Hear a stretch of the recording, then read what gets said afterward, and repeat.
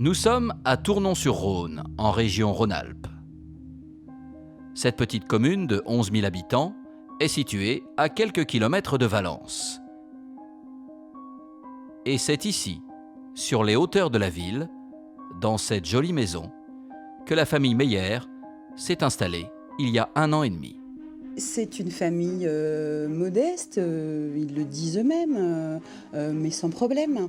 Les 2 parents travaillent, les 3 enfants grandissent, leur fille aînée est brillante à l'école. C'est une famille qui vit heureuse au quartier Bonbrun. Dans ce foyer, c'est un peu l'effervescence, car dans 2 jours, Marie-Jeanne, 17 ans, passe le bac français. Le 18 juin 2011, Marie-Jeanne est seule avec sa sœur chez elle, dans l'habitation de ses parents. Son père et sa mère se sont absentés, son frère aussi. Donc il est 18h ce jour-là. On imagine qu'elle a beaucoup révisé, qu'elle a envie de se détendre et qu'elle se dit en fin d'après-midi, allez, je fais un petit break, je vais faire mon jogging. Marie-Jeanne est sportive. Pour sa famille, il est fréquent de la voir partir courir sur les hauteurs de Tournon, non loin de sa propre maison. MP3 sur les oreilles, elle part, elle quitte sa sœur de 11 ans, il est 18h, elle prévoit de faire un jogging comme tous les jours, d'1 heure environ. Et elle s'en va, et elle revient jamais. Chez elle, au départ, personne ne remarque son absence. Les parents ne sont pas là, et la petite sœur de Marie-Jeanne ne fait pas attention à l'heure qui tourne. Vers 22h, le petit copain téléphone. C'est la petite sœur qui décroche et me dit « Mais où est Marie-Jeanne ?» Ben, je sais pas, elle n'est pas là, elle est partie faire son jogging, elle n'est pas rentrée. Et là, le petit copain, lui, réalise bien que ce n'est pas normal. Quand on part à 18h pour 40-45 minutes de course à pied, quand à 22h on n'est pas là, il y a un problème. Donc c'est lui qui alerte les parents, la famille, etc. Jean-Philippe, le papa de Marie-Jeanne, prend l'absence de sa fille très au sérieux. Pour lui, quelque chose ne va pas. Et c'est avec émotion qu'il revient sur cette attente terrible. Je me suis inquiété tout de suite, je suis tout de suite descendu. Je travaille des fois un peu dans la nuit, j'ai une lampe frontale, donc j'ai l'habitude, puis j'ai l'habitude des bois, moi, dans la campagne. Donc j'ai commencé tout de suite mes recherches tout seul, de mon côté. Mais les toutes premières recherches menées par la famille de Marie-Jeanne restent vaines. Aucune trace de leur fille. Alors la famille décide de prévenir la gendarmerie de Tournon. Nous sommes le samedi 18 juin 2011. Il est un peu moins de minuit. Comme à chaque fois dans ces cas-là, c'est pris au sérieux, mais on ne va pas déclencher le plan Orsec dans la seconde sans avoir aucun élément. On va faire l'enquête aux environs, à la limite repasser sur les petits chemins où le papa est passé tout seul avec les voisins, etc. Puis quand même, d'un moment, on voit bien qu'on ne l'a pas retrouvée. Donc le dispositif de recherche, j'ai envie de dire, commence à monter en puissance dans la nuit et surtout dans la matinée du dimanche. Voilà donc plus de 12 heures que Marie-Jeanne n'a pas donné signe de vie. Alors, est-elle blessée quelque part dans la forêt? A-t-elle décidé de fuguer? Ou bien a-t-elle fait une mauvaise rencontre? C'est ce que les enquêteurs de la gendarmerie vont tenter de découvrir.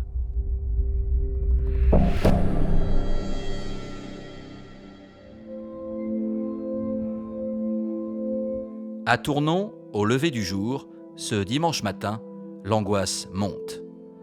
Les premières recherches n'ont rien donné. La mobilisation devient plus grande, toute la ville est aux aguets. Les choses très vite se sont mises en place, c'est-à-dire que des pelotons de gendarmerie et ensuite des escadrons ont rejoint le site. Les fouilles ont commencé à s'organiser. Rapidement, des hélicoptères sont arrivés sur les lieux pour baliser un petit peu les zones. Et très rapidement, une très grosse partie de la population des hameaux s'est mise à disposition des services de gendarmerie pour organiser des battues. Et si la mobilisation est si importante, c'est parce que depuis plusieurs années, de nombreuses joggeuses ont disparu dans des conditions similaires. Faut-il parler de loi des séries? Une nouvelle disparition inquiétante mobilise des dizaines de gendarmes. Patricia Bouchon, Marie-Christine Odo, Nelly Crémel font partie de la longue liste des victimes. Toutes ont croisé la route d'un dangereux prédateur. Alors à Tournon, l'émotion et les interrogations envahissent très vite la population. Tous savent que dans ce genre d'affaires, les chances de retrouver Marie-Jeanne vivante sont minces. Ce lundi matin, au lycée Gabriel Faure, où la jeune femme aurait dû passer son bac, ses camarades tentent, comme ils peuvent, de faire face. Le lundi matin, l'épreuve du bac commence. Devant le lycée, c'est terrible, la scène qui se déroule, parce que les copains, les copines, ils sont tous taraudés par la disparition de Marie-Jeanne et ils n'envisagent pas une seconde de la voir revenir. Au fond d'eux, pas un n'est persuadé qu'elle va revenir. Pas un ne croit à ce miracle. Et les visages sont fermés devant le lycée, certains sont même en larmes. Vraiment, l'ambiance est extrêmement pesante. Et pendant que les élèves se concentrent sur leurs épreuves, plus de 200 gendarmes sont mobilisés et des équipes cynophiles arpentent les contreforts des collines. On scrute même le Rhône à la recherche de Marie-Jeanne. Et c'est une troisième nuit d'angoisse qui commence ce lundi soir. Pourtant, le témoignage d'un habitant de Tournon va considérablement aider les enquêteurs. Le lundi soir, commence à bruisser le témoignage d'un habitant de Tournon qui fait savoir que le samedi soir, sur la colline, il a vu un incendie. Ça l'a inquiété, il a appelé les pompiers. Les pompiers se sont déplacés, n'ont rien vu. Lui a vu des flammes brûler longtemps. Mais problème, ce témoignage est noyé dans les appels reçus à la gendarmerie. Personne ne prend tout de suite en compte les propos de cet habitant. Mais ce monsieur a de la suite dans les idées. Alors le mardi, il y retourne et au bout de 40-45 minutes de marche depuis la route dans la forêt, il retrouve les objets. Il va découvrir son baladeur MP3 et sa paire de lunettes. Là, aussitôt, les gendarmes sont alertés et ils vont immédiatement se rendre sur place. Nous sommes le mardi 21 juin. Voilà presque 3 jours que Marie-Jeanne a disparu. Pour les enquêteurs, c'est la première piste vraiment sérieuse. À cet instant, ils sont loin d'imaginer qu'à quelques mètres des objets retrouvés, ils vont être confrontés au pire. Les gendarmes vont tout simplement découvrir l'horreur. C'est une plateforme qui a été aménagée vraisemblablement. Tout autour, la végétation est dense. Là, la surface est plane. Et au milieu de cette surface plane se trouve une fosse. Une fosse clairement creusée par l'homme. Elle est rectangulaire. Et dans la fosse, caché par des branchages, il y a un corps carbonisé. Le corps est dans un tel état, tellement dégradé, qu'il est impossible de dire si c'est un homme, si c'est une femme. Donc évidemment encore moins de dire s'il s'agit de Marie-Jeanne ou pas. Le corps est très abîmé. Pour les enquêteurs, il s'agirait bien de celui de Marie-Jeanne, la joggeuse disparue depuis 72 heures. À quelques mètres de cette découverte macabre, Jean-Philippe, le papa, est loin d'imaginer ce qu'il va apprendre. J'étais avec mon fils et on cherchait, on a passé 7 heures durant à chercher. Et en arrivant en haut de la montagne, il y a une voiture qui s'est arrêtée. Et en fait, c'était un pompier qui devait rentrer vers chez lui et qui était la veille chez nous, qui nous m'avait reconnu. Il nous a proposé de nous ramener à Bonbrun. Et c'est dans sa voiture qu'on a appris aux informations qu'ils ont dit qu'ils avaient trouvé le corps de Marie-Jeanne calciné. Pour Jean-Philippe, tout s'effondre. Sa fille, qu'il aimait tant, a été sauvagement tuée. Le monde s'écroule, oui. C'est pas peu dire. Oui. Je sais que... Moi, je crois que mes enfants, c'est la première fois qu'ils me voyaient pleurer. Hein. Des larmes aux yeux. Pour cette famille unie, c'est un drame terrible qui est en train de se jouer. Et pour les enquêteurs, il n'y a plus de doute, ils sont face à une scène de crime d'une rare violence. Alors, qui a bien pu tuer Marie-Jeanne ? Pourquoi s'est-on acharné sur son corps? Pouvait-on lui en vouloir?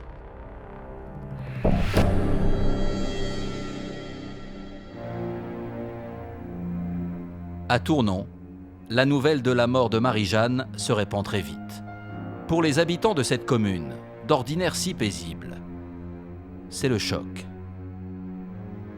On n'imagine pas ça possible ici.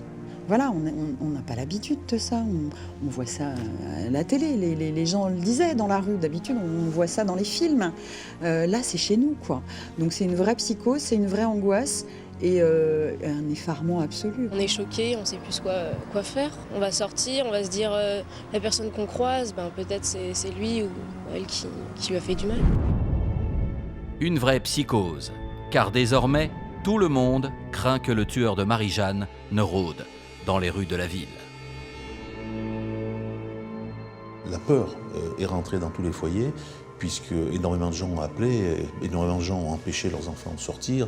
On a donné des recommandations de ne pas aller sur le plateau là-haut. Enfin bon, voilà, certaines mesures ont été prises. Car ici, personne ne comprend pourquoi on s'est acharné sur Marie-Jeanne. Une jeune femme bien déterminée, qui est depuis toujours le moteur de sa famille. La mère, notamment, me fournit une description de sa fille qui prend soin de ses parents, qui prend soin de ses frères et sœurs, qui d'ailleurs s'occupe du foyer pour relayer sa mère, pour l'aider, ou quand sa mère n'est pas là, c'est elle qui fait notamment à manger. C'est, encore une fois, le cœur névralgique de sa famille. Marie-Jeanne, c'est sûr, c'était l'aînée. Et c'était un moteur, elle entraînait les autres. Et pour son ancien professeur de français, Marie-Jeanne était une élève modèle, promise à un avenir brillant. C'était aussi une élève remarquable par sa personnalité. Elle était très respectueuse de tous, y compris de ses camarades les plus en difficulté. Elle n'approuvait pas tout leur comportement, mais elle avait le grand souci de rester en lien avec les autres. Elle voulait faire une école de commerce, parce qu'elle voulait aussi découvrir le monde. Elle se disait humaniste, parce qu'elle voulait aider les autres. Marie-Jeanne était donc une jeune femme appréciée de tous. Alors à Tournon, l'émotion est d'autant plus vive. 2 jours après la découverte du corps de l'adolescente, ce sont plus de 4000 personnes qui ont tenu à lui rendre hommage dans les rues de la ville. Je peux vous dire, ce jour-là, je n'ai pas entendu le moindre klaxon, le moindre bruit, le moindre coup de perceuse d'un artisan qui pouvait travailler dans un bâtiment limitrophe à la rue. Dignement, les gens se sont retrouvés au lycée de Tournon. Et pendant que chacun commence à faire petit à petit le deuil de celle qu'ils ont tant aimée, les enquêteurs, eux, sont à pied d'œuvre pour trouver le responsable de ce meurtre odieux. Alors, sur la scène du crime, tous les éléments sont méticuleusement analysés. Les enquêteurs ont ramassé des dizaines d'indices. Tout ça, il faut l'analyser. Donc, les analyses approfondies pour trouver éventuellement l'ADN d'un éventuel meurtrier prennent du temps. Ça, c'est des analyses méticuleuses. Et voilà, le temps n'est pas incompressible pour les scientifiques. Donc il faut plusieurs semaines avant de trouver sur les restes du corps un ADN masculin. Mais problème, cet ADN masculin ne correspond à aucun délinquant recensé dans les fichiers des empreintes génétiques. Mais coup de chance pour les enquêteurs, une autre affaire d'agression va les mener tout droit vers le meurtrier de Marie-Jeanne. Le jour même de la découverte du corps de Marie-Jeanne, une agression est commise dans un salon de coiffure à Saint-Rambert-d'Albon. Ce jour-là, c'est un homme qui braque la coiffeuse. Cet homme est interpellé par les gendarmes, il est en état d'ivresse. Il est placé en garde à vue. Un prélèvement ADN est effectué. Les enquêteurs découvrent que l'ADN qui était prélevé sur les effets personnels de Marie-Jeanne correspondent à l'homme qui a agressé cette coiffeuse à Saint-Rambert-d'Albon. L'ADN du braqueur est donc le même que celui retrouvé sur la scène du crime. À peine 1 mois après la mort tragique de l'adolescente, les enquêteurs détiennent un nom, celui d'Anthony Draoui. La famille va peut-être enfin comprendre ce qui est arrivé à leur fille. C'est un soulagement parce qu'avant il n'y avait rien du tout et là on a une piste, on a quelqu'un déjà, on fait une piste parce que bon, on est sûr de rien mais déjà... Alors, qui est cet homme? Est-il vraiment le meurtrier de Marie-Jeanne ou un simple témoin? Va-t-on enfin connaître les circonstances tragiques de sa mort?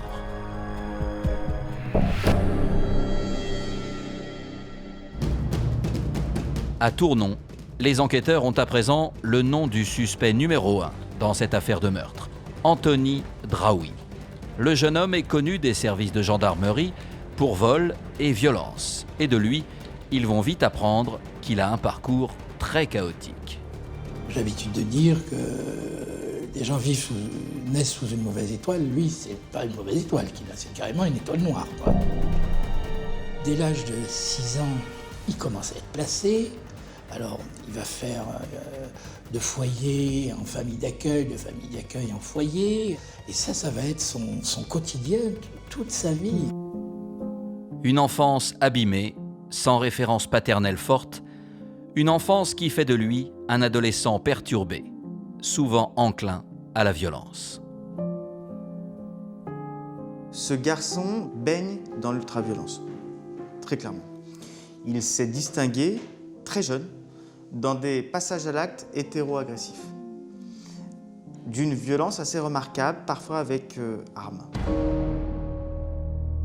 En 2011, il vit ici avec sa mère dans cet immeuble de Tournon. Mais leurs relations sont tendues et elle finit par le mettre à la porte. Anthony a alors 19 ans et c'est à cet instant qu'il va créer un projet fou, celui de construire sa propre cabane sur les hauteurs de la ville. Son projet était à la fois intéressant et peut-être un peu naïf, en ce sens qu'il avait l'intention de se construire une cabane, mais en pierre. Et surtout, ce sur quoi je crois il faut insister, dans des conditions de vie extrêmement précaires. Mais voilà, Anthony est introuvable. Sa vie de marginal, sans attache, presque déconnecté de la réalité, complique considérablement les recherches. Toutefois, les enquêteurs ont une carte à jouer. Le garçon a rendez-vous au tribunal correctionnel pour des violences commises sur sa mère. L'audience est prévue à la mi-septembre. Ils espèrent pouvoir l'interpeller à cette occasion. Mais leurs espoirs vont être réduits à néant, quelques jours seulement avant la convocation. Ce qui fait qu'il éclate comme le suspect numéro 1 aux yeux du grand public, c'est un reportage sur une chaîne de télévision qui dévoile son nom et sa photo en disant bah voilà, Anthony Draoui, il est le suspect numéro 1 dans l'affaire du meurtre de la petite Marie-Jeanne à Tournon. C'est un coup dur parce que maintenant Anthony Draoui sait, que tout le monde sait, notamment les enquêteurs, et qu'il est recherché comme le loup blanc sur tout le territoire français.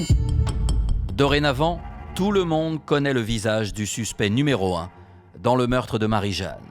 Et cela rend sa traque plus complexe encore. Tout le monde pense avoir aperçu Anthony Draoui partout. Mais quand je dis partout, c'est dans la région, à Tournon, dans la Drôme, dans l'Ardèche, en Rhône-Alpes. Mais on a cru le voir à Strasbourg, on a cru le voir à Nantes. Enfin voilà, tout le monde pensait l'avoir vu. Et pour les enquêteurs, évidemment, chaque piste est vérifiée. Parallèlement, un mandat d'arrêt international a été lancé, parce qu'on se doute bien que s'il se sert recherché, peut-être qu'il a essayé de passer à l'étranger pour passer entre les mailles du filet.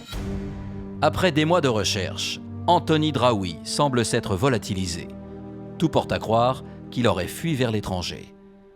La cavale de ce jeune marginal prendra-t-elle fin? Comment les gendarmes vont-ils finalement réussir à l'appréhender?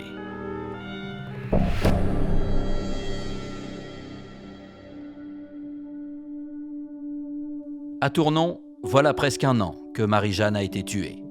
Et alors que les enquêteurs n'ont toujours aucune trace du suspect numéro 1, Anthony Draoui va commettre une erreur qui lui sera fatale. Presque un an, jour pour jour, après le meurtre de Marie-Jeanne, il est interpellé le 7 au soir, du côté de Portbou, à la frontière espagnole. Il est dans un train et il n'a pas de billet et il fait croire qu'il est russe et ça colle pas. Et donc les contrôleurs le récupèrent, le transmettent, j'ai envie de dire, à la police de l'air et aux frontières. Et puis c'est là qu'il est identifié. Voilà, c'est Anthony Draoui, celui qu'on recherche depuis 1 an dans l'affaire du meurtre de Marie-Jeanne Meyer. Après des mois de recherche infructueuses, le meurtrier potentiel de Marie-Jeanne est enfin entre les mains des enquêteurs. Il se fait pincer comme un gamin, mais il ne faut pas oublier que c'est un gamin. C'est pas un professionnel de la cavale, c'est pas Jacques Messrine, quoi. C'est un gosse de 20 ans totalement perdu. Pour la famille de Marie-Jeanne, qui avait perdu espoir, cette arrestation sonne comme un miracle. Le jour qu'on nous a téléphoné, c'était le jour de l'anniversaire de Marie-Jeanne. Ouais. C'est drôle comme coïncidence, mais... Désormais entre les mains de la justice, Anthony Draoui va devoir s'expliquer. Et c'est dans le bureau du juge d'instruction que le garçon se met enfin à table.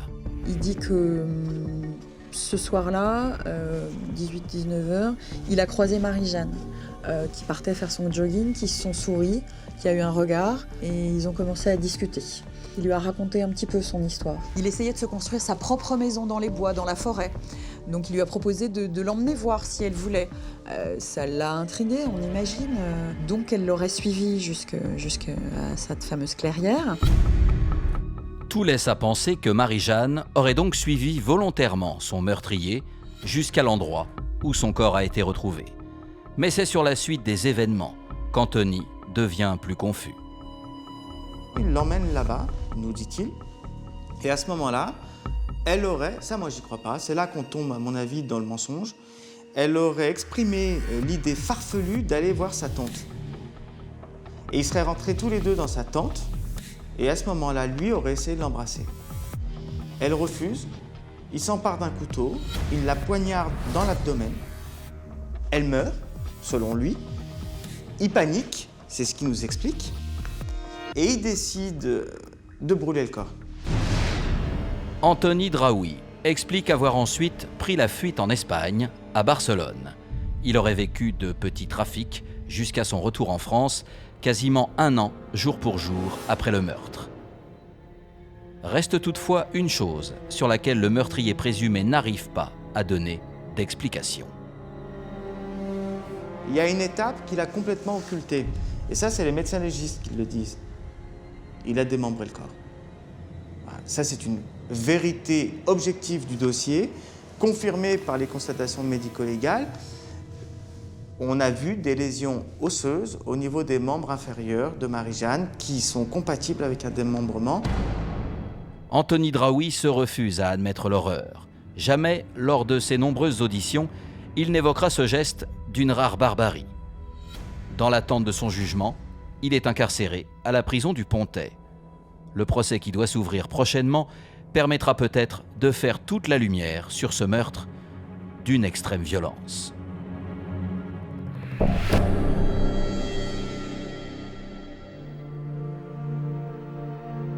À Tournon, près de 2 ans après la mort de Marie-Jeanne, la vie a repris son cours. Mais dans les esprits des habitants, son souvenir n'est jamais loin.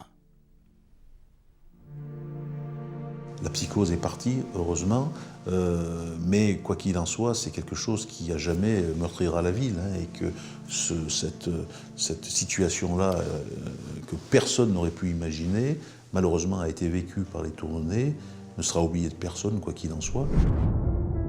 Quant à la famille de Marie-Jeanne, dévastée, elle a quitté les hauteurs de Tournon. Il était bien trop difficile pour elle de vivre non loin du drame qui les a touchés en plein cœur. Ils espèrent désormais que le procès qui s'ouvrira devant la cour d'assises de Privas permettra enfin de connaître la vérité. Moi, ce que j'aimerais, c'est que d'abord, c'est qu'ils reconnaissent ils reconnaissent ce qui a été fait sur le corps de ma fille. Moi, c'est la vérité, la vraie que je veux. Moi, c'est pas... Sinon, moi, après, jusqu'à la fin de mes jours, je penserai, mais je penserai aussi à ça. Une quête de la vérité vitale pour se reconstruire. Même si pour Jean-Philippe, la vie ne sera plus jamais comme avant. sans Marie-Jeanne. Mais là, ça a tout cassé, quoi. Quand j'entends l'hélicoptère ou quand j'entends les sirènes là, des pompiers ou des gendarmes, là, ça me... Tout de suite, ça... Je peux... Encore maintenant, je supporte pas trop, quoi. Ouais.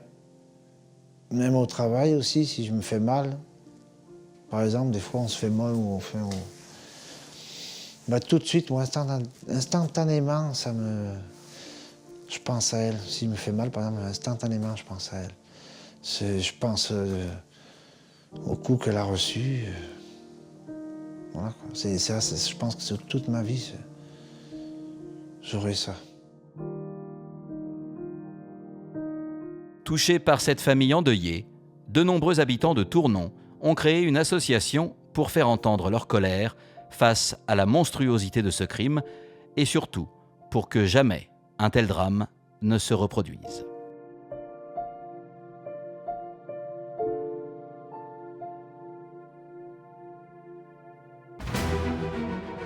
Dans l'affaire qui va suivre, vous allez découvrir comment le destin d'un chef d'entreprise à succès va brutalement se briser. Disparu mystérieusement, sans laisser de traces et retrouvé mort, le crime de cet homme, en apparence sans histoire, va révéler de lourds secrets. Alors, naturellement, on échafaude plein d'hypothèses. Un coup au moral, l'envie de partir, de faire un break. Mais très rapidement, on s'aperçoit que c'est impensable qu'il ne donne pas de nouvelles.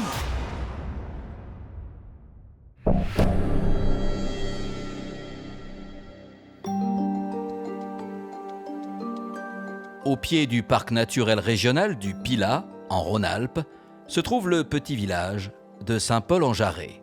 C'est là, dans ce cadre mythique bordé par la nature, que Philippe Gléty a installé son entreprise.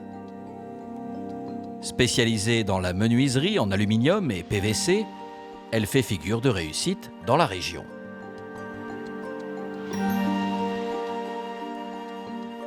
C'est une entreprise que Philippe Gléty avait créée, qui a eu un développement extrêmement rapide, qui était, je dirais presque l'œuvre de la vie de Philippe Gléty sur le terrain professionnel.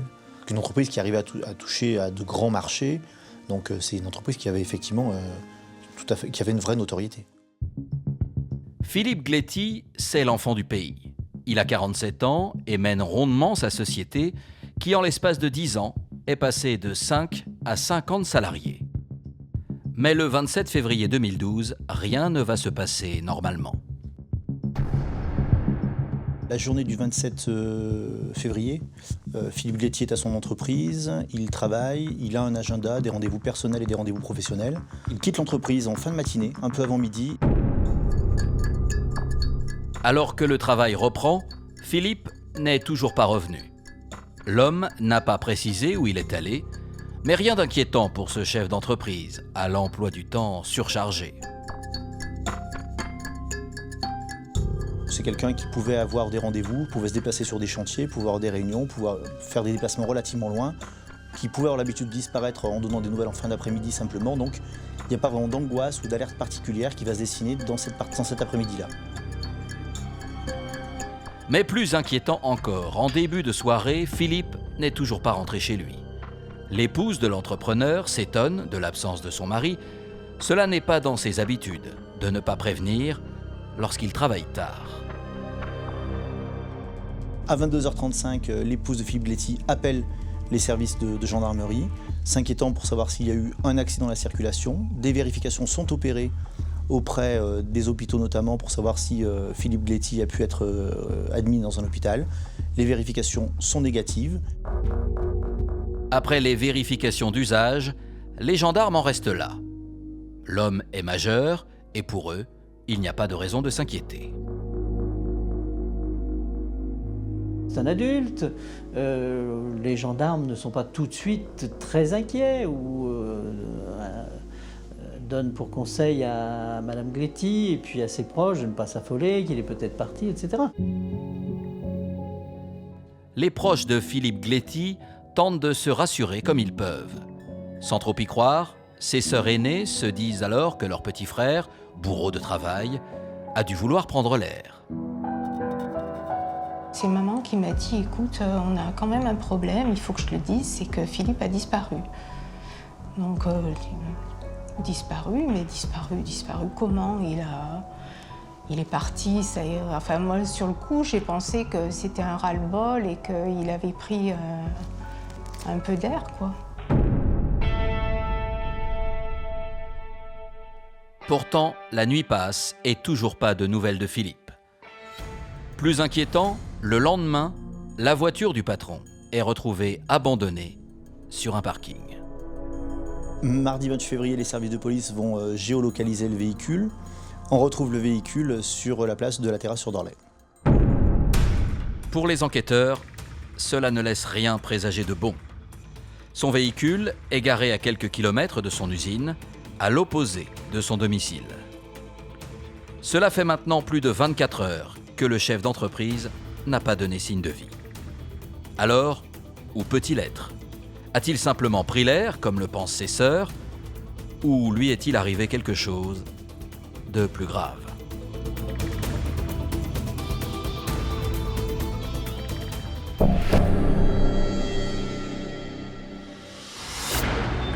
À la terrasse sur Dorlay, la voiture de Philippe, disparue depuis 24 heures, vient d'être retrouvée.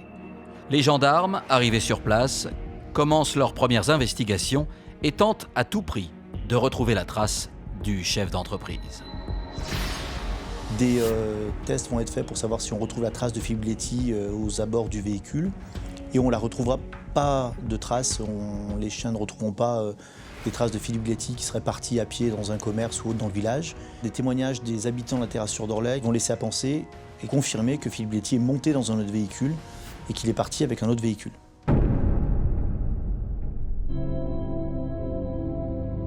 Les gendarmes n'ont aucune piste sur la direction qu'a pu prendre Philippe. Ils ignorent aussi s'il est parti seul ou accompagné. Ils comptent donc sur l'étude de la téléphonie pour le géolocaliser. Des investigations vont être faites bien évidemment sur la téléphonie mobile. Et le portable de Philippe Letty cessera d'émettre à partir du lundi 27 février à midi.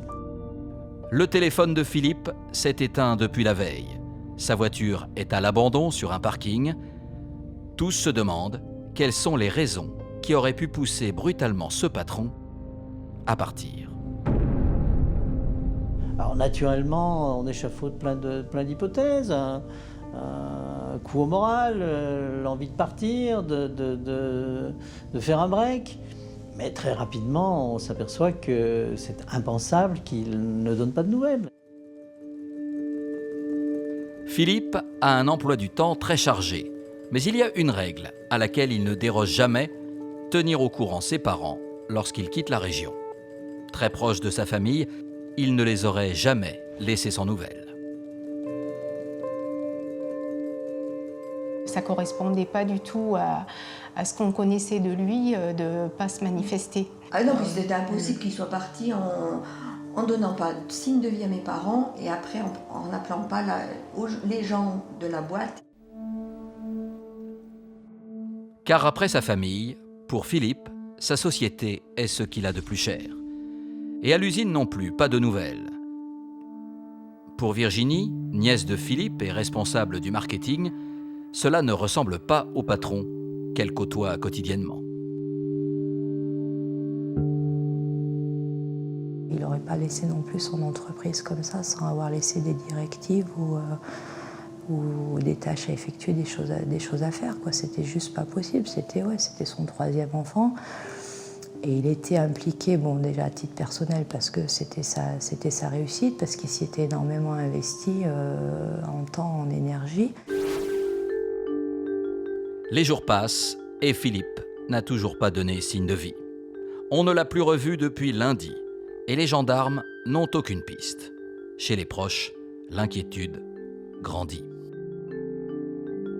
Les gendarmes continuent à faire leurs investigations et puis la famille va se décider à essayer de rechercher elle-même des traces ou des éléments qui pourraient concourir à l'enquête. Le mercredi, j'ai dit à mon mari, on part là où on a trouvé sa voiture, il est là-haut, c'est obligé. Et on est parti, on a emmené mon papa. On a refait tout le barrage. Moi, j'ai tellement pensé qu'il était séquestré quelque part. On regardait toutes les maisons fermées, c'est impressionnant ce qu'on peut s'imaginer. Mais tant qu'on ne l'avait pas retrouvé, bon, il y a toujours de l'espoir. Hein.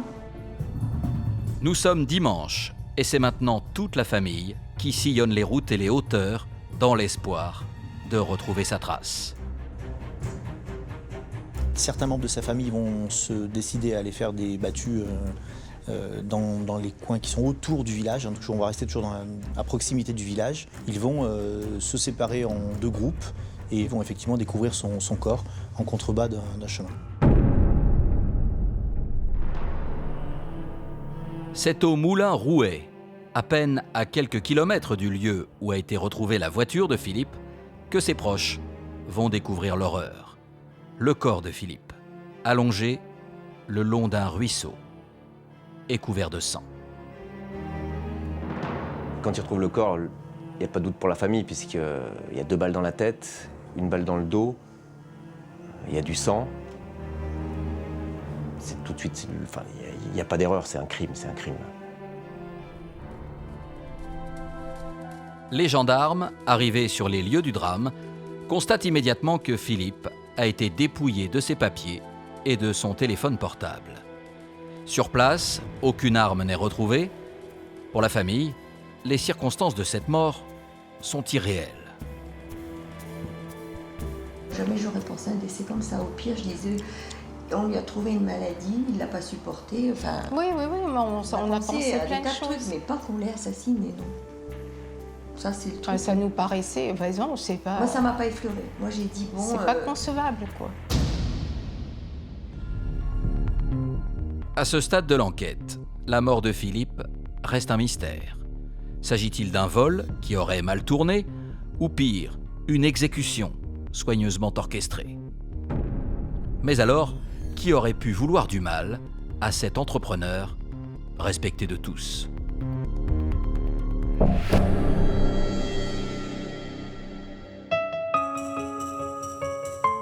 Dans les locaux de l'entreprise de Philippe, les salariés apprennent, abasourdis, la terrible nouvelle. Leur patron a été retrouvé mort, assassiné.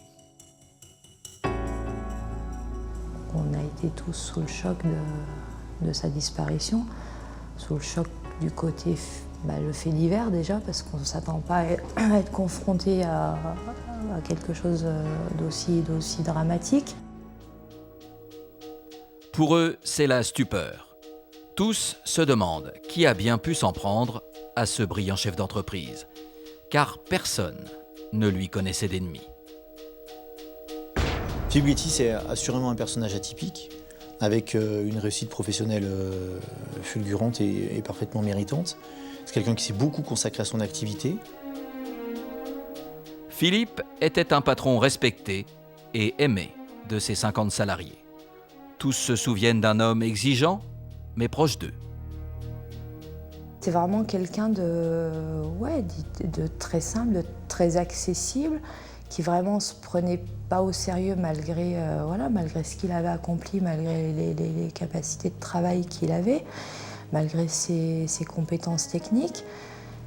Et de ce fait, il était très proche des salariés. Pourtant, sa réussite a de quoi faire des envieux. Philippe aurait-il pu être victime de la jalousie d'un concurrent? C'est une question que vont se poser les enquêteurs. Professionnellement, l'entreprise, encore une fois, connaît des difficultés normales. Je veux dire, il n'y a rien de très extraordinaire. Donc, de ce côté-là, la piste professionnelle est peu vraisemblable. Rien dans le parcours professionnel de Philippe ne peut expliquer un tel crime. Les enquêteurs vont alors se pencher sur l'environnement familial du chef d'entreprise. Mais pour ses filles, il était un père exemplaire. Nous, on était ses filles, on le connaissait en tant que père. Nous, je sais que quand on a eu besoin de lui, il était là. Bon, quand il partait en vacances, il nous emmenait dans dans des superbes hôtels, on a passé des chouettes moments quand même. En revanche, c'est sur le plan sentimental que les enquêteurs vont découvrir la part d'ombre du chef d'entreprise. Car Philippe n'est pas l'homme d'une seule femme. Sur le plan personnel, il y a une vie un peu agitée, des relations de couple un peu compliquées, et donc c'est de ce côté-là que les enquêteurs vont chercher. Sentimentalement, Philippe Gléty, je pense que c'était un personnage, l'enquête le révélera, relativement complexe. Quelqu'un qui pouvait avoir une vie sentimentale officielle et puis une vie sentimentale secrète. Philippe entretenait depuis des années une liaison avec une de ses collaboratrices. Une liaison tenue secrète qui va intriguer les enquêteurs. C'était vraiment son bras droit, c'était plus qu'une assistante de direction, qu'une secrétaire de direction, c'était vraiment le bras droit de Philippe Gléty dans cette entreprise. C'était également sa maîtresse, elle avait une liaison avec lui depuis longtemps. Cette femme, c'est Bettina Beau, une jolie brune de 41 ans qui travaille aux côtés de Philippe depuis plus de 15 ans. Bettina Beau est une femme qui présente extrêmement bien. Une femme très séduisante. D'une apparence physique, elle est jolie. Voilà. C'est une jolie femme. Les enquêteurs vont découvrir que c'est justement avec Bettina que Philippe avait rendez-vous le jour de sa disparition. Déjà entendue une première fois par les gendarmes, la secrétaire n'avait pas été inquiétée. Mais alors, a-t-elle dit toute la vérité? Serait-elle finalement à l'origine du meurtre de son patron?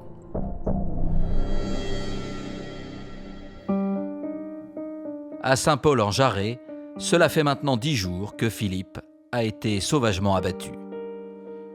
Et ce matin, à la gendarmerie, les enquêteurs vont avoir une visite pour le moins surprenante.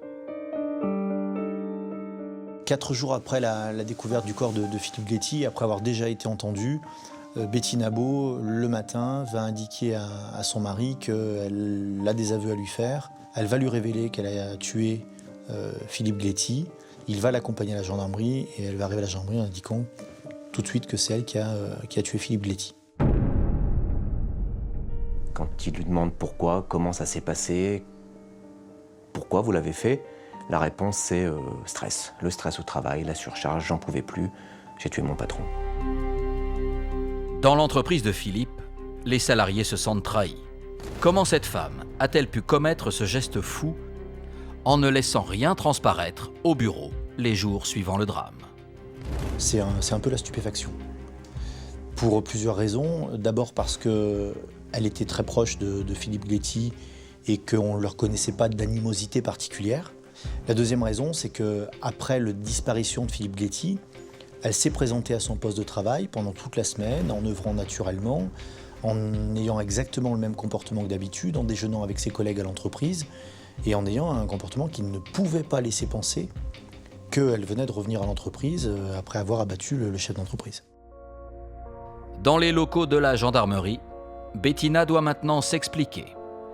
Et loin de l'acte impulsif commis sous le coup du stress, il semblerait que la secrétaire ait bien prémédité son geste, dans les moindres détails. Elle prépare son assassinat bien méticuleusement, c'est-à-dire qu'il faut une arme. Son mari est collectionneur d'armes, elle prendra une arme dans la collection d'armes de son mari. Il faut des munitions appropriées, elle trouvera les munitions. Il faut naturellement l'emmener dans un endroit discret pour procéder à l'exécution. Il se retrouve quelquefois sur un chemin de terre à quelques kilomètres de l'entreprise. Elle lui envoie des messages un peu énamourés où elle lui dit peut-être que nous pourrions nous retrouver en fin de matinée. Et Philippe Gléty accepte. L'homme rejoint alors sa maîtresse sur le parking de la mairie, de la terrasse sur Dorlay, et monte dans sa voiture, sans se douter qu'il s'agit en fait d'un guet-apens. Ils se rendent à quelques kilomètres de là, dans un lieu isolé des regards, où ils ont leurs habitudes. Ils arrivent au début d'un chemin qui part un petit peu en montée, le long d'un ruisseau. L'endroit est très bucolique, on est en pleine nature, c'est retiré, c'est discret. Et alors qu'il est devant elle, à quelques mètres d'elle, elle tire. Dans son dos, elle tire. Le funeste plan est en marche et elle compte l'exécuter jusqu'au bout. Philippe Gléty se retourne, sans doute surpris et peut-être même déjà touché à mort. Elle lui tire une nouvelle balle dans la tête, qui ripera. Il s'effondre, il s'affaisse, il roule dans un fossé et elle s'approche et elle lui porte le coup de grâce, une balle dans la tête. Ça fait exécution professionnelle, j'en sais rien, mais en tout cas froide. Cette exécution n'aura duré que quelques minutes. Quelques minutes durant lesquelles Bettina se serait montrée froide et déterminée. Est-elle une criminelle chevronnée? Elle aurait en tout cas tenté de maquiller son geste. Il y a cette prise de conscience qu'elle vient de tuer un homme. Elle part, elle a du mal à respirer, elle l'explique, elle retourne à son véhicule, elle essaye de reprendre sa respiration, elle y parvient, elle hésite et puis elle aura un geste qui est absolument surréaliste. Elle ressort de la voiture, elle y retourne pour prendre les papiers de M. Gléty. Elle a détruit le téléphone portable de Philippe Gléty et l'arme, elle l'a remis en place.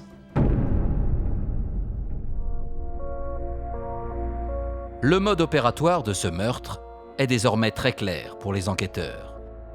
Il ne s'agit plus d'ailleurs d'un meurtre, mais d'un assassinat. La secrétaire aurait prémédité son geste dans les moindres détails. Reste à comprendre comment cette femme a pu en arriver à un tel déchaînement de violence.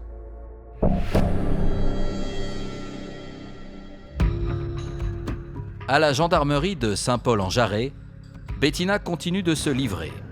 Si le modus operandi ne fait plus l'ombre d'un doute, le mobile du crime ne convainc guère les enquêteurs. Le mobile qui est invoqué depuis l'origine et dont on a débattu, c'est le mobile du stress professionnel, du harcèlement professionnel. C'est un mobile auquel moi j'adhère pas du tout. Il ne correspond pas à la personnalité de Philippe Gléty. Pour les filles de Philippe, qui connaissent Bettina depuis des années, c'est l'incompréhension. Pour elles, la collaboratrice de leur père occupait une place protégée au sein de l'entreprise. Pour nous, le stress, c'est vraiment pas une raison valable, surtout avec les dépositions, tout ça, des ouvriers qui disent que c'était vraiment pas un patron tyrannique ou quoi que ce soit. Elle avait quand même un rôle privilégié dans l'entreprise. C'est certainement pas elle qui était le plus malmenée. S'il y avait quelqu'un qui devait être malmené, ça allait pas être elle. Les dépositions des salariés auditionnés ne collent pas non plus avec la version de Bettina. Loin du patron oppressant, c'est l'image d'un homme rigoureux mais sympathique qui est décrite. Philippe, c'était un patron, je pense pas mentir, et je pense que les 49 salariés de l'entreprise seront d'accord avec moi. C'était quelqu'un qui était très humain. Le matin en arrivant, la première chose qu'il faisait, c'était d'aller saluer chacun des ouvriers dans les ateliers. Et après, il faisait le tour des bureaux. Voilà, pareil, il saluait tout le monde tous les matins. C'était la première chose qu'il faisait en arrivant. Aucune raison dans ces conditions que Bettina ne subisse un stress particulier au sein de l'entreprise. En revanche, dans ses activités, la secrétaire de direction ne serait pas une employée modèle. C'est dans le dossier, il faut en répondre. On s'est aperçu que Bettina avait détourné un peu d'argent. Voilà. Pas des sommes importantes, bien souvent des remboursements de frais.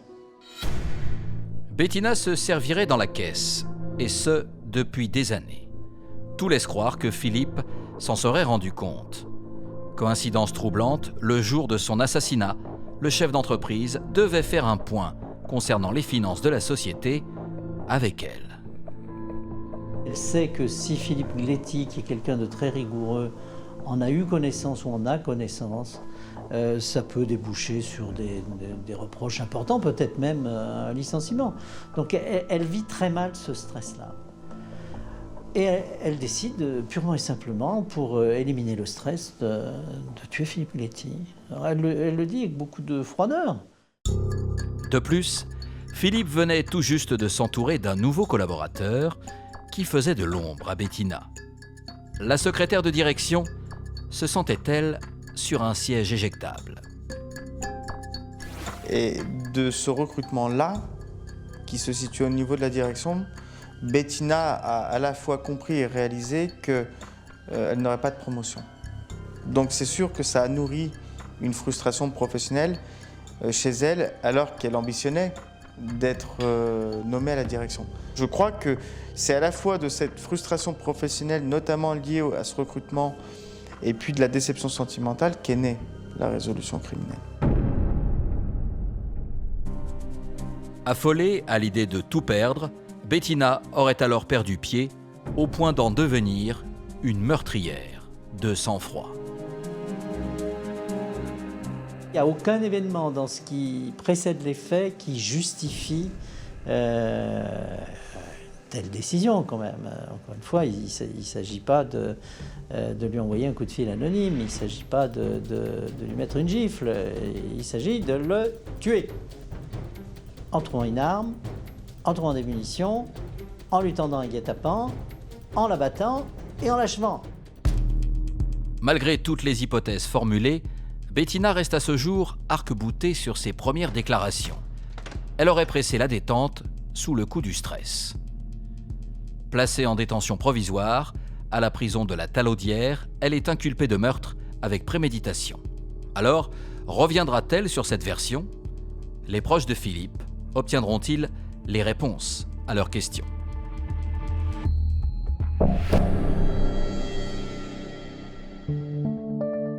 Voilà plus d'un an que Philippe Gléty a été froidement assassiné. L'entreprise que l'homme a fondée continue, malgré sa mort, à faire vivre des dizaines de salariés. Tous, plus que jamais, veulent que l'œuvre de leur patron perdure. C'est compliqué tous les matins de ne pas le voir. Et je crois qu'il n'y a pas un salarié qui... Enfin, tous les jours, on y pense tous. Et on sait qu'on le... Même si on sait qu'il ne reviendra pas, ouais, on l'a tous dans un coin de nos têtes. On a tous l'impression qu'on va le voir passer la porte, même si on sait que ce n'est pas rationnel, parce que bon, on a fait le deuil, il y a un an qui s'est écoulé. Et malgré tout, il est présent. Pour la famille de l'entrepreneur, la reconstruction ne pourra passer que par l'épreuve d'un procès. Tous attendent que la justice soit rendue pour enfin faire leur deuil. La prochaine étape, ça va être de préparer le procès correctement et de se préparer, je pense, psychologiquement aussi au procès, parce que ça va être une épreuve. Donc, c'est le temps qui va peut-être permettre d'apaiser un petit peu la colère et de passer à autre chose, mais on n'oubliera jamais de toute façon. Enfin, moi, comme je dis toujours, il n'y a aucune raison valable pour ôter la vie à quelqu'un, n'importe laquelle qu'elle soit. Donc, Il nous manque déjà beaucoup. Que ça a brisé complètement la famille. Ça sera certainement très difficile de... Même après le procès. Enfin, et puis il y a un avant et un après, quoi. Jamais plus les choses seront comme avant. C'est pas possible. Rien ne sera plus jamais comme avant pour les proches de Philippe. Car aujourd'hui encore, les raisons de ce drame restent troubles. Seule Bettina détient la clé du mystère.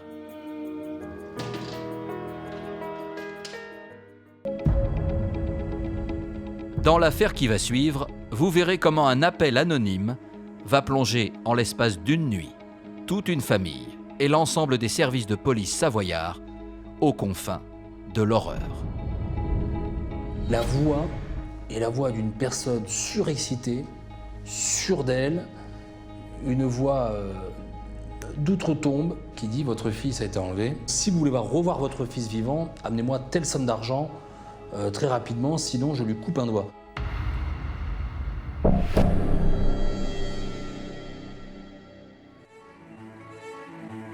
Nous sommes en Haute-Savoie, département de la région Rhône-Alpes, connu pour ses montagnes, les Alpes, situées à quelques kilomètres de la Suisse. Chaque jour, plus de 100 000 Français passent la frontière pour aller travailler. Nous sommes en zone frontalière avec Genève, qui naturellement apparaît pour certains jeunes gens comme étant un peu l'Eldorado sur le plan professionnel, puisqu'ils tentent de trouver un travail sur le territoire helvétique, tout en restant résidents sur le territoire français, donc ce qu'on appelle des frontaliers, qui partent le matin à Genève travailler. Certains frontaliers s'installent pour quelques mois dans la région. Annemasse est un point de chute idéal, à seulement 15 minutes de Genève. Comme beaucoup de jeunes, Freddy, carreleur de métier, y a posé ses bagages pour la saison. Freddy est un jeune de 25 ans qui a toujours grandi en Normandie, qui a toujours vécu là-bas, qui est parti depuis quelque temps comme saisonnier dans la région de Haute-Savoie, c'est-à-dire qu'il n'a aucune attache là-bas. Le jeune Normand s'est installé il y a déjà quelques mois. Il a pris une chambre dans un petit hôtel. Sa mission vient de se terminer et en ce début du mois de septembre 2007, il s'apprête à retourner dans sa famille. Pourtant, les choses ne vont pas se dérouler comme prévu. Freddy appelle quasiment tous les jours sa mère. Il y a une relation vraiment fusionnelle entre lui et sa mère. Il n'y avait pas un jour dans l'année où il ne s'appelait pas. Et à partir du 5 septembre, la famille n'a plus de nouvelles de lui.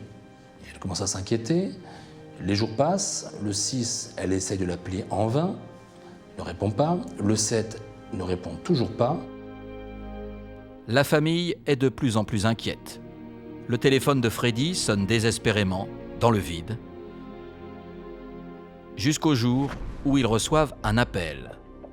Un appel dont la voix sonne comme un véritable cauchemar.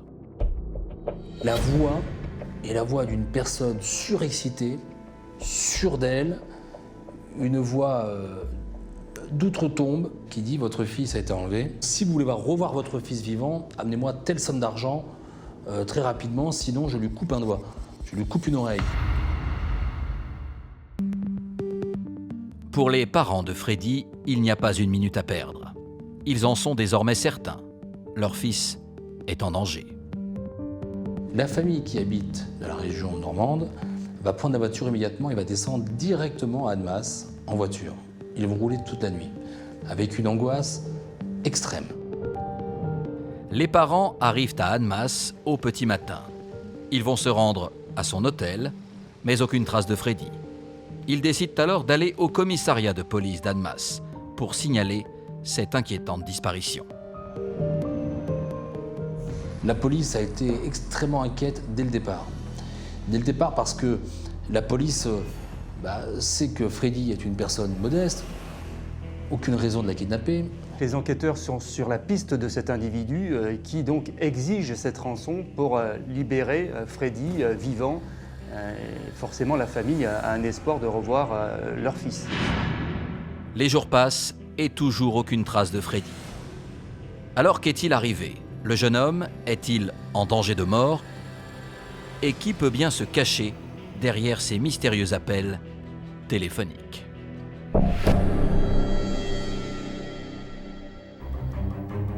Au commissariat d'Annemasse, cette disparition et cet appel sont pris très au sérieux. Les enquêteurs placent immédiatement le téléphone de la maman de Freddy sur écoute. Désormais, chaque appel reçu sera enregistré et ce sont les enquêteurs qui vont prendre le relais avec le ravisseur. C'est une policière qui va, à partir de là, du 7, se faire passer pour la maman lors de chaque appel anonyme.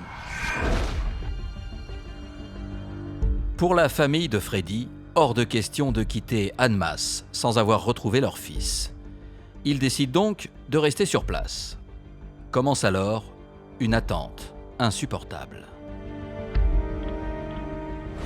La famille va rester sur la région, oui. C'est la famille qui va d'ailleurs aller chez Freddy, aller voir à l'hôtel dans quelles conditions il vivait. Ils essayent de reconstituer un peu tout l'environnement de Freddy pour savoir ce qui a pu se passer.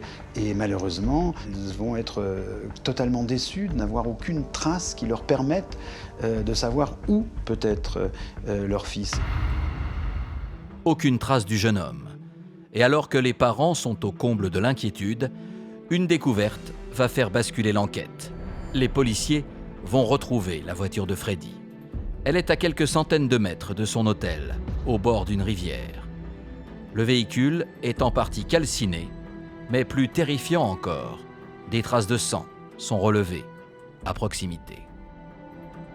Lorsqu'on retrouve des taches de sang, manifestement de sang humain, à côté du véhicule de Freddy, enfin à côté à une trentaine de mètres, une quarantaine de mètres du véhicule de Freddy, ils se sont dit que c'était plus un enlèvement. En fait. Il s'agit bien du sang de Freddy. Il y a désormais urgence. Le SRPJ de Nancy est immédiatement appelé en renfort et une cellule de crise va être mise en place. Alors que les chances de revoir Freddy en vie s'évanouissent peu à peu, un coup de fil inattendu va redonner espoir à la famille.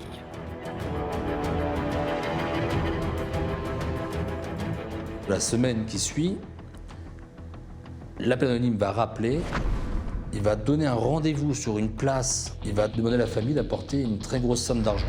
Tous les services de police se rendent sur la place, et là, malheureusement, rien ne se passe.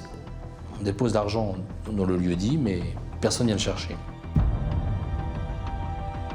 Une rançon de 75 000 € que personne ne viendra chercher. Une déception ultime pour la famille.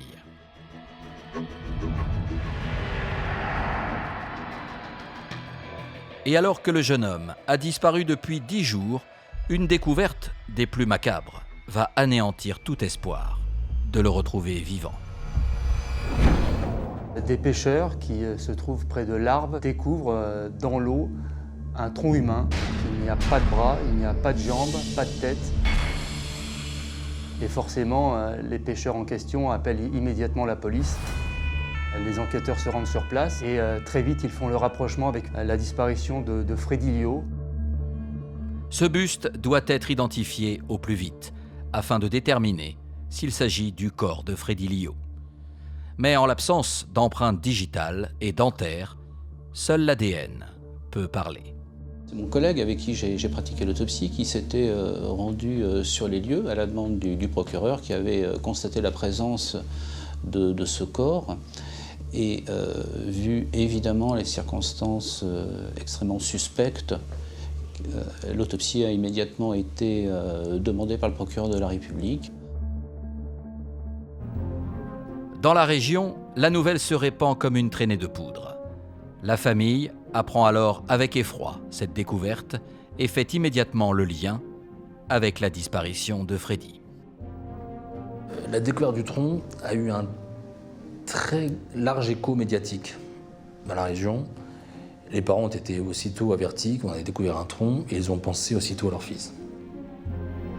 Les tests ADN n'ont pas encore parlé, mais tout le monde est convaincu qu'il s'agit de Freddy.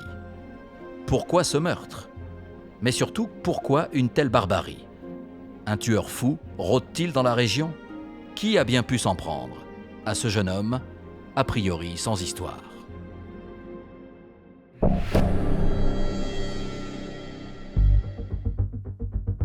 Trois jours après la découverte du corps, les résultats ADN tombent. Le buste est bien celui de Freddy, et les premières conclusions de l'autopsie sont formelles. Il ne s'agit pas d'un accident, mais bien d'un acte criminel. Un acte criminel d'une cruauté innommable. C'est l'effondrement total, hein.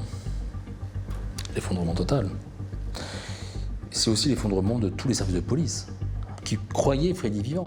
Ce qui rajoute à l'horreur, c'est que les enquêteurs comprennent, et là c'est une sidération de tout le monde, de tous, comprennent que la demande de rançon était faite post-mortem. C'est-à-dire que cette personne qui était déterminée, qui voulait de l'argent, qui donnait rendez-vous à la famille, qui n'hésitait pas à rajouter à son angoisse, avait déjà tué Freddy. Comble de l'horreur, dans les jours qui suivent, un bras, puis une jambe sont retrouvés. Et malgré des recherches poussées, la tête du jeune homme reste introuvable. Pour les médecins légistes, il s'agit maintenant de comprendre comment l'auteur du crime a procédé.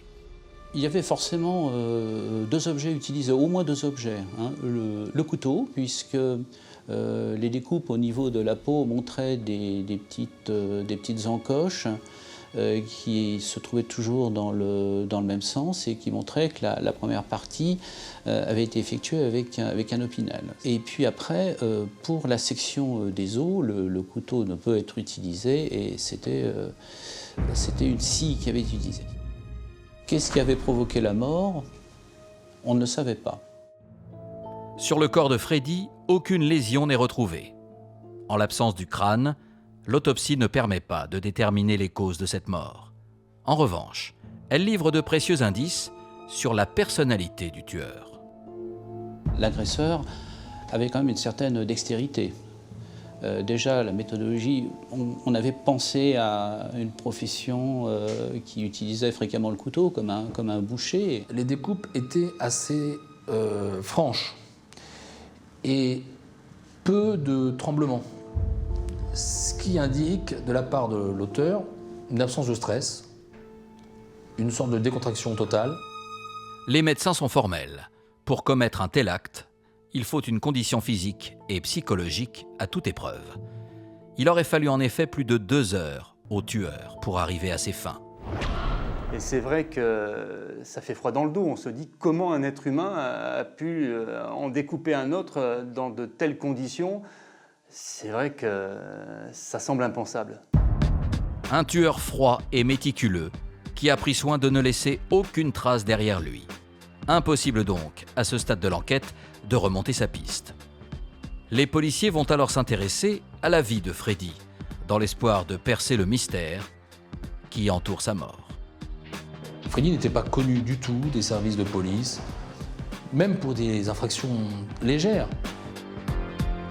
À 25 ans, Freddy est un garçon sans histoire, décrit comme discret, détestant le conflit. Arrivé depuis peu à Annemasse, ses différents employeurs gardent de lui le souvenir d'un jeune homme sympathique et bon artisan. Freddy est un garçon travailleur, qui est apprécié de tout le monde, qui est gentil, qui n'a jamais fait parler de lui en mal, dont on ne connaît aucun ennemi. Issu d'une famille modeste, Freddy ne manque de rien et grandit dans l'amour. Des gens simples que rien ne prédestinait à vivre un tel drame. Il n'y avait aucune raison apparente pour le kidnapper, pour le tuer. Les parents de Freddy ne sont pas non plus des gens extrêmement aisés. Ce n'est pas la première personne à laquelle on pense lorsqu'on veut préparer un kidnapping. Le mystère reste entier pour les policiers. Ils tentent alors de retracer les derniers jours de Freddy à Annemasse, et c'est l'étude de la téléphonie qui va livrer une première piste sérieuse. En étudiant les derniers appels passés par Freddy, on a découvert que le 6 septembre 2007, Freddy avait appelé un certain Karim Benderadji. Karim serait donc la dernière personne à avoir parlé au téléphone avec Freddy. Mais alors, qui est cet homme que personne ne connaît dans l'entourage du jeune Normand et quelle était la nature de leur relation? On ne peut pas dire que ce sont des amis intimes, ils se connaissent parce qu'ils travaillent dans le secteur du bâtiment. Freddy est carreleur, Karim, lui, est maçon. Ils se sont rencontrés dans l'agence d'intérim qu'ils fréquentent tous les deux.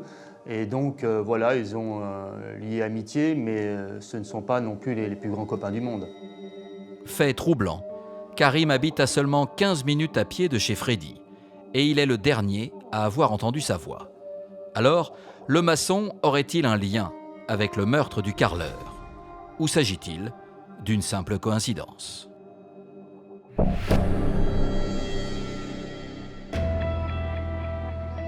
Les enquêteurs se rendent dans la banlieue d'Annemasse pour interpeller Karim dans la colocation où il vit.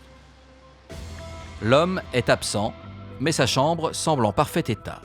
Aucune trace de lutte ou de sang, en apparence du moins. Car après utilisation par la police scientifique d'un révélateur de sang, il se retrouve face à une véritable scène de crime. Il y avait des traces de sang sur les murs, il y avait des traces de sang au plafond. Et la police retrouve ces traces de sang. Donc à partir de là, il n'y a plus aucun doute en réalité sur ce qui s'est passé. Karim devient à présent le suspect numéro 1. Commence alors un véritable jeu de piste pour le retrouver, car l'homme n'a pas donné signe de vie dans la région depuis plusieurs jours. C'est finalement grâce à la téléphonie que les policiers vont réussir à le localiser. Très vite, ils se lancent sur sa piste et ils vont le localiser dans la région stéphanoise. Il est chez son ancienne épouse, il a trouvé refuge là-bas et très vite ils vont aller l'interpeller et l'interroger, le placer en garde à vue. 10 jours après la découverte du corps de Freddy, les policiers tiennent enfin celui que tout le monde a surnommé le découpeur d'Annemasse. Commence alors en garde à vue un face-à-face éprouvant. Au bout de 10 heures, l'homme finit par craquer. Je crois que c'est au bout de la 3e audition qu'il va tout avouer. Il regardera ses chaussures en me disant « je l'ai fait, je mérite la mort, je l'ai fait ». Voilà, ça va être une litanie comme ça pendant quasiment une demi-heure. Karim avoue avoir tué Freddy il y a près de 3 semaines. Il livre alors le mobile de ce crime abject, un mobile qui, aux yeux des enquêteurs, est dénué de sens. Karim explique qu'il a proposé à Freddy de lui couper les cheveux pour lui faire une économie de coiffeur de 25 €. Il lui a dit « écoute, viens chez moi, j'ai une tondeuse, comme ça je vais te couper les cheveux et ça t'arrangera financièrement ». Et donc Freddy y est allé et au moment de faire cette coupe de cheveux, Karim dit qu'il s'est aperçu que la tondeuse était un peu défectueuse, donc il est allé dans la salle de bain pour essayer de la réparer. Et lorsqu'il revient dans la pièce, il découvre, dit-il, que 450 € ont disparu, qui se trouvaient sur son bureau. Et donc tout de suite, forcément, il soupçonne Freddy en se disant c'est lui qui me les a volés. Pour Karim, pas de doute, Freddy lui aurait volé cet argent lorsqu'il avait le dos tourné. Mais voilà, Freddy aurait farouchement nié et le ton serait monté entre les deux hommes. Et puis la dispute dégénère en une bagarre. Et à ce moment-là, Karim Benderadji, qui avait à portée de main un marteau, a expliqué qu'il avait frappé son ami pour se défendre. Il va se rendre compte que son ami ne bouge plus. Il va complètement paniquer. Ensuite, il va passer dans cette phase complètement folle de fuite en avant, où il va chercher le meilleur moyen pour se débarrasser du corps. Il prend un opinel, il commence à le découper, puis il va prendre une scie, il va découper le corps, il va le mettre dans des sacs de sport, il va le mettre dans la voiture de Freddy. Karim vient de commettre l'innommable. Mais le maçon ne va pas s'arrêter là. Il fait consciencieusement disparaître toute trace de cette boucherie, tel un véritable professionnel. Il ira jusqu'à changer carrément tout le parquet. Il ira brûler tout son mobilier pour qu'on ne retrouve plus aucune trace. Quant à la rançon, pendant plusieurs semaines, Karim fera croire aux parents de Freddy que leur fils est encore vivant. Un chantage macabre dont il ne saura pas expliquer la raison en garde à vue. C'est extrêmement cruel ce qu'il a fait Karim Benderadji. C'est vrai que ça dépasse tout ce qu'on peut imaginer. Après avoir découpé sa victime, appelé la famille, demandé une rançon, imité, pourrait-on dire, Freddy agonisant avec des gémissements, ça dépasse l'entendement. Pour les enquêteurs, le mobile ne tient pas. Ce meurtre ne peut pas être motivé par un simple vol d'argent, d'autant plus que Freddy n'avait pas le profil d'un voleur. Alors, qui est donc cet homme, capable de tels actes? Quel est le mobile caché de ce crime barbare?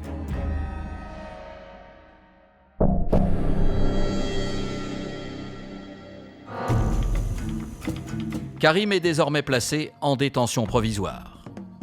L'homme maintient ses premières déclarations. Il n'a pas voulu tuer Freddy, c'est un accident. Mais alors, pourquoi ne pas avoir appelé la police? Et surtout, pourquoi l'avoir démembré? Les enquêteurs essaient alors de comprendre la personnalité de cet homme. Et à leur plus grande surprise, il va s'avérer être une personne on ne peut plus ordinaire. Karim Benderadji, il a un physique plutôt plaisant. Il a un langage qui est choisi. C'est un garçon intelligent, c'est un garçon qui a travaillé, c'est un garçon qui a géré une entreprise. Et c'est vrai qu'il y a une disproportion entre la gravité des actes qui lui sont reprochés et la personnalité de ce garçon. Il n'a jamais eu de problème dans la vie, si ce n'est un vague souci avec la police, qui a donné lieu d'ailleurs à un classement sans suite. C'est quelqu'un qui est un primo-délinquant. Une vie classique en apparence. Pourtant, à 28 ans, Karim a un parcours de vie chaotique. Père de 2 enfants, de 2 femmes différentes, il enchaîne les déboires sentimentaux et les échecs professionnels. L'homme venait de s'installer en Haute-Savoie depuis peu et espérait se refaire une santé financière en Suisse. Karim Benderadji était un garçon qui voulait rester dans la norme sociale, il voulait avoir un travail, il voulait avoir une famille, il voulait entretenir de bonnes relations avec ses frères et sœurs, et c'est vrai qu'il avait un peu de mal à rester dans cette norme. Donc il n'était pas véritablement un marginal, mais il se marginalisait un peu de par ses échecs successifs. Karim Benderadji, c'est le vilain petit canard d'une famille, avec un père exemplaire, des frères qui ont réussi, des sœurs qui ont réussi. Et Karim, c'est quelqu'un qui a tout raté. Et quand je dis tout, c'est tout. Il monte une boîte de maçonnerie, liquidation judiciaire, parce qu'il n'arrive pas à se faire payer, parce que les gens le prennent pour un imbécile. Tout ça a des répercussions sur sa famille. Il va être obligé de partir, de divorcer. C'est quelqu'un qui est né avec la poisse. Quoi qu'il fasse, ça se passe mal. En Suisse, une fois de plus, Karim échoue. L'homme se blesse sur un chantier et se retrouve dans l'incapacité de travailler. Recommence alors la spirale infernale de l'échec. Et chaque jour, il s'enfonce davantage. Alors on sait, parce que évidemment l'enquête de personnalité nous l'a montré, que M. Benderadji était consommateur de produits stupéfiants. Le maçon rencontre alors Freddy dans une agence d'intérim à Genève. Le jeune Normand est travailleur, sain et ne consomme pas de drogue. Karim aurait-il vu dans cette rencontre une opportunité de rebondir, de se sentir à nouveau utile? Il y a l'embellie Freddy, là, tout d'un coup, il y a une relation normale, entre guillemets, où il est de nouveau la personne qui a une certaine surface sociale, une certaine expérience, un ascendant sur un plus jeune, et qui peut parler plus que d'égal à égal, hein, de grand frère à petit frère. Freddy était, je pense, un témoin de Karim encore dans le succès, et pas de Karim dans l'échec. Selon l'expert psychiatre, Karim n'aurait pas agi sous le coup de la folie. C'est la combinaison de ses échecs successifs, le manque de reconnaissance et sa forte consommation de drogue qui aurait été à l'origine de ce déchaînement de violence. Il est dans un moment où il a des raisons d'être sensible, facilement exaspéré, d'autant plus qu'il fume, et qu'il s'obscurcit quand même un peu avec le hashish. Je pense que cette vulnérabilité explique l'intensité de la réaction d'exaspération explosive qui va passer par le marteau et qui va le trouver sidéré devant les conséquences de son geste.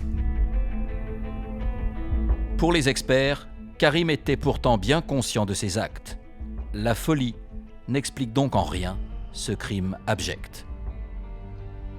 Alors le procès permettra-t-il à la famille de Freddy d'obtenir des réponses, mais surtout d'apaiser leur incommensurable douleur?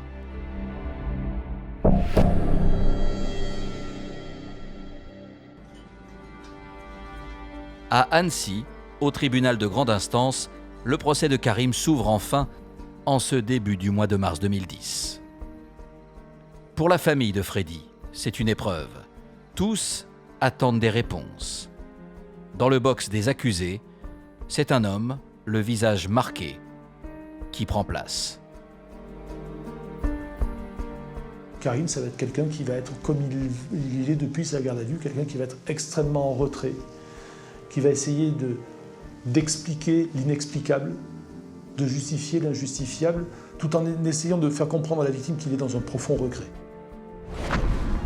Des regrets mais qui sont bien difficiles à accepter pour la famille, qui vit toujours avec le traumatisme d'avoir récupéré le corps de leur enfant, mais sans la tête.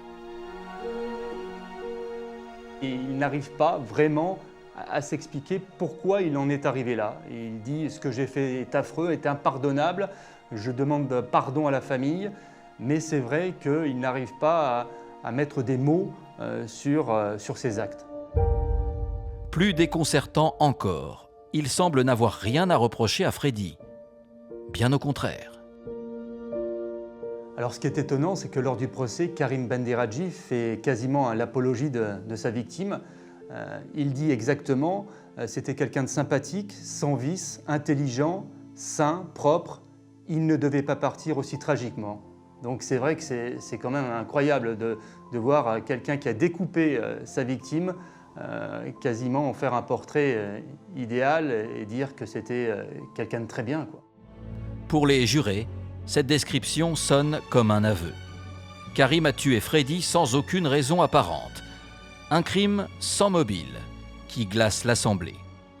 L'homme est donc condamné à la peine maximale, 30 ans de réclusion criminelle. Et à la stupeur générale, il fait immédiatement appel. Benderadji, durant l'audience, ne cessait de demander la pitié des jurés en disant « il faut que mon fils voie son père ». Mais il n'avait pas compris la gravité de son geste.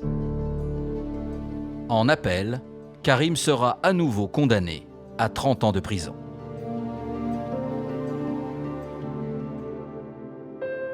À 25 ans, Freddy avait la vie devant lui et n'avait qu'une hâte, retourner en Normandie pour retrouver sa famille et sa mère, dont il était si proche. Elle ne reverra plus jamais son fils, et aujourd'hui encore, dès que je l'ai au téléphone, elle me parle encore de la tête, et elle est prête à secouer terre et mer, en espérant qu'un jour on puisse retrouver la tête de son fils, parce qu'elle l'a enterré sans tête. Et ça, on ne peut pas imaginer pire pour une mère. 6 ans après ce drame, la famille du jeune Normand s'efforce de continuer à vivre. Pas une journée ne passe sans que le souvenir de Freddy ne les accompagne.